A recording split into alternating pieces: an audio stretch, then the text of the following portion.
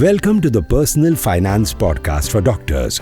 This podcast aims to simplify all aspects of personal finance and helps you make smart and informed choices about money so that you can live happier and stress-free lives. Today's episode is brought to you by Chanda, who is a financial coach with the doctor practice at MFA, the only company in India having a dedicated practice for doctors. Hi everyone. Today let's talk about the market correction. It's something that's on everyone's mind. It's the elephant in the room, isn't it? See, Sensex touched 80,000 levels for the first time this year in July. Consistently, however, since the last 1.5 months, there have been corrections happening. And Sensex went down to 79,000 levels from the high of 85,000, which it touched for precisely 3 days in September 2024. Now, where will the Sensex be tomorrow? Or next week? Perhaps even next month? Is this the right time to invest? All of us ask these questions all the time. The truth is, these questions are irrelevant. Unless, of course, you're a day trader or a gambler. If you're a long-term investor, short-term market moves don't matter. Not one bit. They are noise. They may cause you stress. They may even make you doubt your decisions. But they do not impact the trajectory of a long-term, disciplined investment plan that you have made. What really matters? Does this correction matter? No. What matters is where the Sensex will be perhaps in 2030.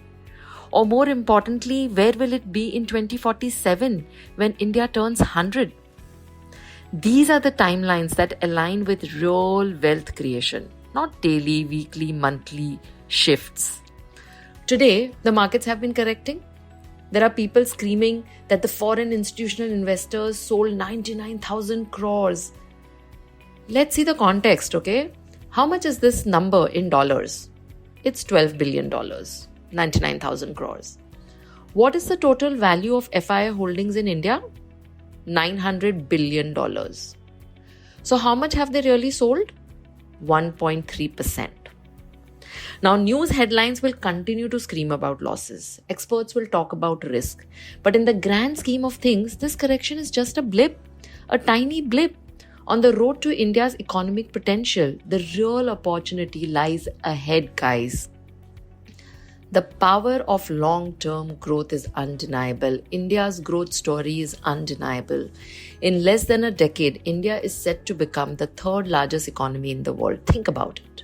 The third largest. This growth will bring transformative changes to the market. The Sensex, which reflects India's top 30 companies, will ride this wave. If you're worried about where the Sensex will be tomorrow, shift your focus. Look to 2030, look to 2047. These milestones will define the future. In the next 6 years, India's economic size will outshine all but 2 countries, the US and China. That means more growth for Indian businesses, more innovation, more wealth creation, and a higher Sensex. But you ask, what about today's market? Well, the sentiments can be volatile. Headlines do suggest gloom sometimes. But remember, this isn't new. Market corrections happen all the time. They are a part of the investment journey. In fact, they are healthy. They help cool off the markets. They set the stage for the next phase of growth. If you look at history, each correction has been followed by a rally that surpasses previous highs. Every dip has been an opportunity in disguise, even though it may not seem so when you're going through it. The Sensex will make a new high when this correction is over. And in future, this correction too will seem like a missed opportunity, as it has done in the past. Do you remember 2005? The Sensex was hovering at around 5,000. Today, it is over 16 times that level, despite all corrections, all events that have happened in the last 10 years, 15 years. There have been crashes, there have been crises. But Sensex grew. Why? Because India's economy grew. So the market grew. Short-term noise didn't change the long-term trend. So now think forward to 2030. How would the Sensex be in 2047? Lower than today? Higher than today? My money is on higher, way higher, and I believe yours will be too. Long-term investing requires patience, and that's how you'll get there. It requires discipline. Most of all, it requires a clear vision. Corrections, volatility, bear market, these are all distractions. They are bumps on a long, prosperous road. If you're investing for the long term, these dips are not obstacles, they are opportunities. Buying at lower levels increases your chances of future gains. Corrections give you a chance to accumulate units in top companies at discounted prices. In other words, they are moments to be seized, not feared. Now let's take a step back and look at the big picture.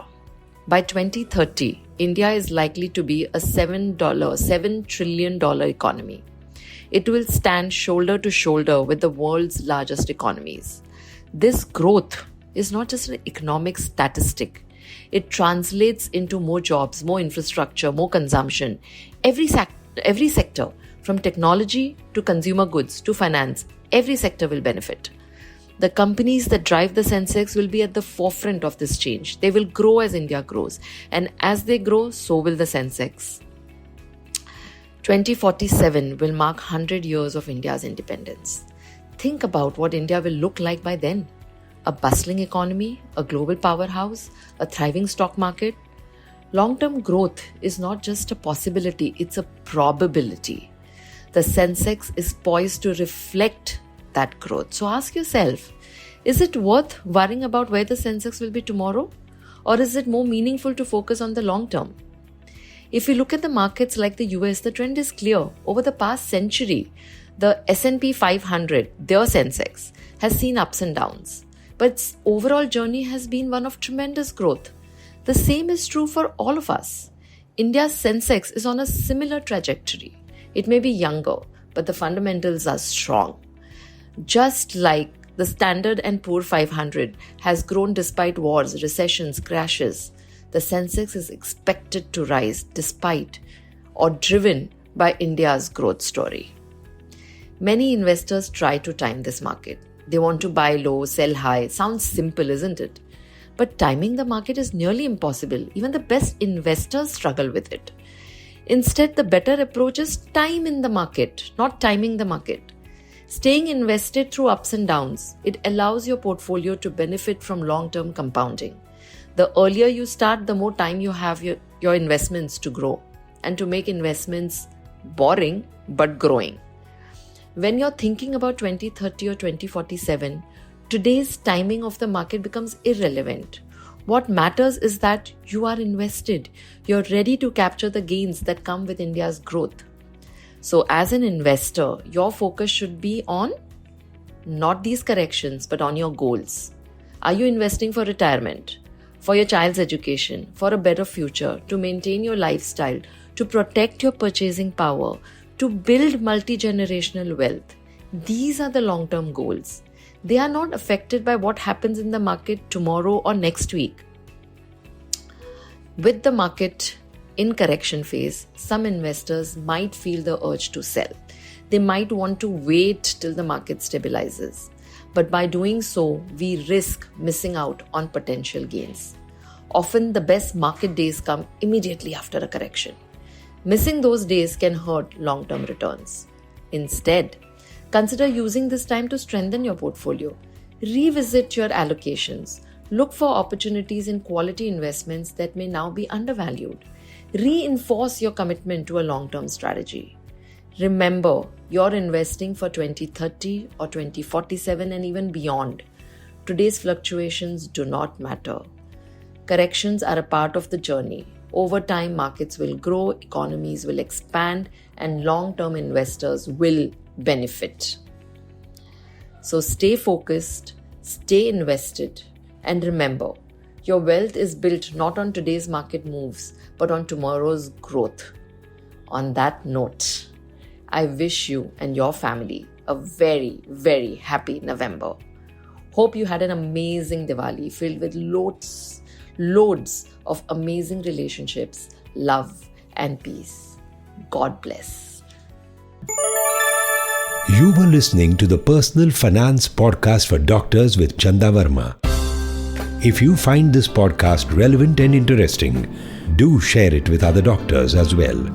It will be great if you leave a review, share, like and subscribe. You could also let us know if there is any specific topic that you would like us to cover.